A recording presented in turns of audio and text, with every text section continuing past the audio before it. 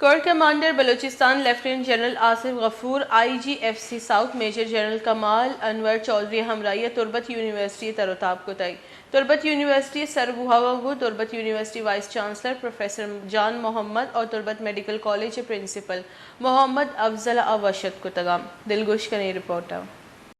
Corps commander Balochistan lieutenant general Asif غفور نے IGFC south major general کمال انور چودھری کے ہمراہ تربت یونیورسٹی کا دورہ کیا، جہاں تربت میڈیکل کالج کے طلباء، طالبات اور اساتذہ بھی موجود تھے۔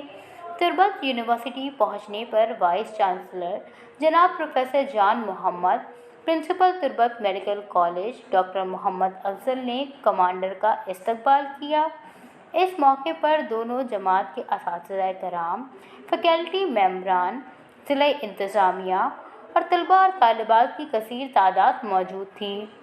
Corps commander Balochistan lieutenant general Asif غفور نے کہا کہ بلوچستان کے نوجوان، خصوصاً مکران ڈویژن کے نوجوان انتہائی باصلاحیت اور محنتی ہیں اور انہیں اپنی توانائی تعلیم اور ملکی خوشحالی کے حصول پر صرف کرنا ہوگی، کیونکہ پاکستان کا مستقبل طلباء سے وابستہ ہے۔ نوجوانوں کو اپنی تعلیم اور ترقی کے لیے دستیاب مواقع سے فائدہ اٹھانا چاہیے۔ طلباء اور طالبات نے آزادانہ اپنی تعلیم، بلوچستان کے مسائل، سیکیورٹی صورتحال اور اس سلسلے میں اپنی شکایت، محرومیوں اور مسنگ پرسن سے متعلق بات چیت کی۔ کور کمانڈر نے ہر سوال کا تفصیلی جواب دیا۔ کور کمانڈر بلوچستان نے کہا کہ آپ کوئی بات اپنے دل میں مت رکھیں، اس سے غلط فہمیاں پیدا ہوتی ہیں۔